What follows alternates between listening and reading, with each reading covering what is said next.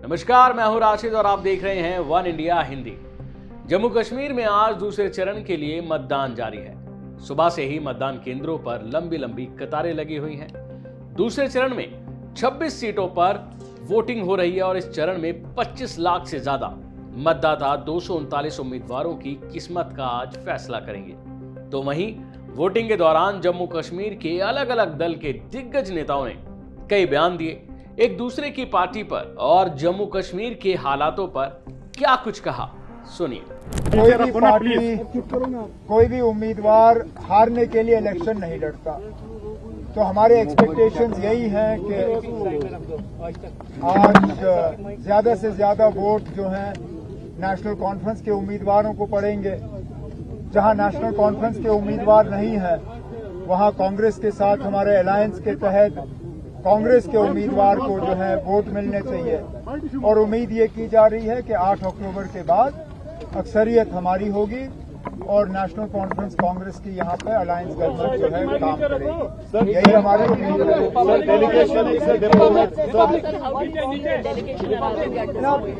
ये डेलीगेशन के हवाले से समझ में नहीं आता। यही लोग जब जम्मू कश्मीर के बारे में कमेंट करते हैं तो गवर्नमेंट ऑफ इंडिया की तरफ से बयान आता है कि जम्मू कश्मीर जो है वो हमारा अंदरूनी मामला है, इस पर दूसरों की दखल नहीं होनी चाहिए। अगर दखल नहीं होनी चाहिए, अगर इनके कमेंट्स आपको नहीं चाहिए तो इनको यहाँ लाया क्यों जा रहा है? और वैसे भी यहाँ लोग वोट अपना इस्तेमाल या इलेक्शन में हिस्सा इसलिए नहीं ले रहे हैं कि वो गवर्नमेंट ऑफ इंडिया से बहुत खुश हैं। गवर्नमेंट ऑफ इंडिया की तमाम कोशिशों के बावजूद लोग यहाँ इलेक्शन में हिस्सा ले रहे हैं। नहीं तो यहाँ लोगों को तंग करने में, सताने में, परेशान करने में पिछले 6-7 साल से हुकूमत ने कोई कसर बाकी नहीं रखी है।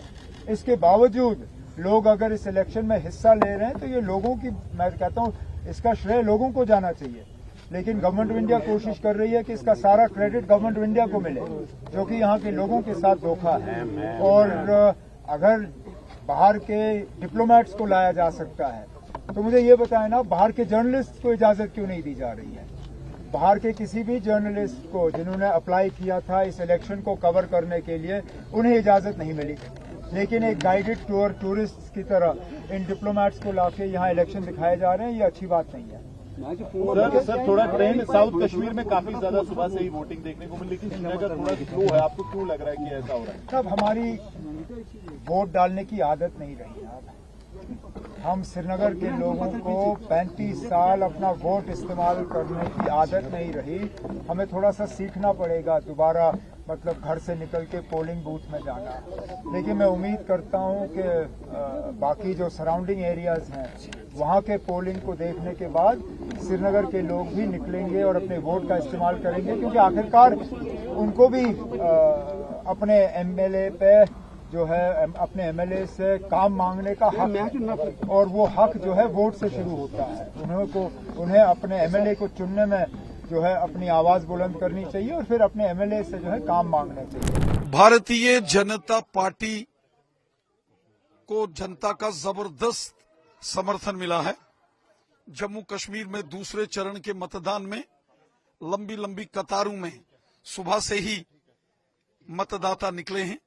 यहां नौशहरा विधानसभा क्षेत्र, जो कि एलओसी के साथ सटा क्षेत्र है, नियंत्रण रेखा के ऊपर है, लंबी लंबी कतारों में सुबह से ही मतदाता घरों से बाहर निकले हैं। ये हमारे लोकतंत्र का बड़ा पर्व है और मुझे विश्वास है कि जिस प्रकार माननीय प्रधानमंत्री श्रीमान नरेंद्र मोदी साहब और माननीय गृह मंत्री अमित शाह साहब ने पिछले 10 वर्षों में जम्मू कश्मीर में शानदार काम किया है। सबका साथ, सबका विकास, सबका विश्वास, अमन, शांति, खुशहाली और भाईचारा मजबूत हुआ है। मुझे विश्वास है कि जम्मू कश्मीर की जनता दिल खोलकर भारतीय जनता पार्टी के पक्ष में मतदान करेगी, मोदी साहब के पक्ष में मतदान होगा और जम्मू कश्मीर के साथ साथ नौशहरा में भी कमल का फूल खिलेगा। कितना सीट आप उम्मीद कर रहे हैं? 90 out of 90? Bharatiya Janata party प्रचंड बहुमत के साथ जम्मू कश्मीर में अपनी सरकार बनाएगी। तो आपका हंग असेंबली होगा ऐसा भी भारतीय जनता पार्टी की जबरदस्त जीत होगी, हमारी अपनी सरकार होगी। जो एलओसी है इस इलाका में वोट कैसा हो रहा है और सब कुछ पूरे नियंत्रण रेखा के ऊपर जबरदस्त मतदान हो रहा है, जबरदस्त वोटिंग हो रही है और मुझे विश्वास है कि बीजेपी की शानदार जीत होगी। कांग्रेस एनसी बोल रहे 370 लेके आएंगे उन लोग जो सरकार के। चलिए, कांग्रेस, नेशनल कॉन्फ्रेंस और पीडीपी ने हमेशा जम्मू कश्मीर की जनता के साथ इस्तेसाल किया है।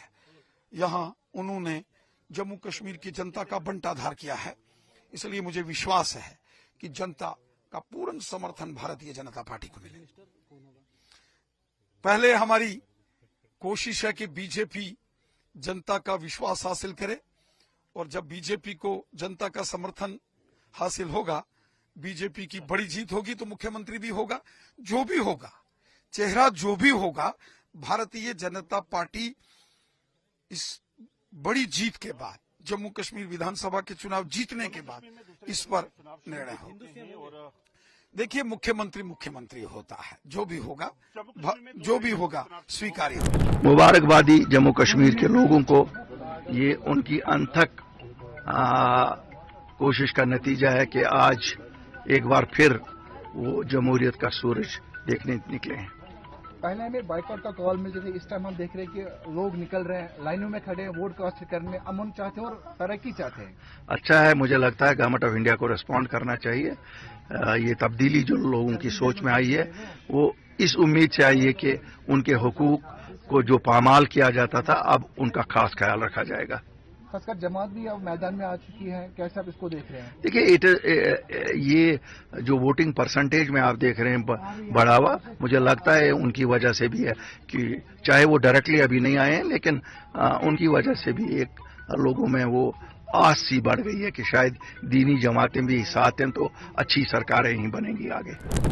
ये तो बड़ी खुशी की बात है कि यहाँ के आवाम को 10 साल के बाद अपना जमहूरी हक मिल रहा है और वो अपनी मनपसंद हुकूमत बनाएंगे।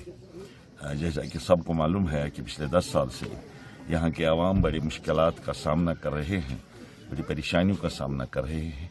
इंशाअल्लाह अब अच्छे दिन आ रहे हैं उनके लिए, अपनी हुकूमत बनेगी और उनको एक अच्छा फोरम मिलेगा अपनी बात करने का। क्या मैसेज देना चाहेंगे आप? आज लोगों को, नए जवान वोट डालने आ रहे हैं, मेरा मैसेज यही है कि नौजवानों को जोग दर जोग वोट डालने के लिए आना चाहिए। वोट एक कीमती चीज है, इसका फायदा जरूर मिलेगा बशर्ते कि आप इसका इस्तेमाल करेंगे। सबको इस्तेमाल करना चाहिए और बासलाहियत और ईमानदार उम्मीदवारों को मुंतखब करना चाहिए। तो सर, अगर आपकी हुकूमत आई गई तो क्या प्लान रहेगा आपका आगे? हमने एक कॉम्प्रहेंसिव मैनिफेस्टो, जिसको हम लिखा मंशूर कहते हैं, पहले ही तरतीब भी दिया है और फिर रिलीज भी किया, आवाम के सामने रखा है। उसमें हमने कोशिश की है कि जितने भी मुश्किलात का सामना यहाँ के आवाम को है, उसका हल हम कैसे निकालेंगे। इंशाअल्लाह ताला हुकूमत में आने के बाद ही हम उस इंतखाबी मंशूर पर अमल दरामद शुरू करेंगे।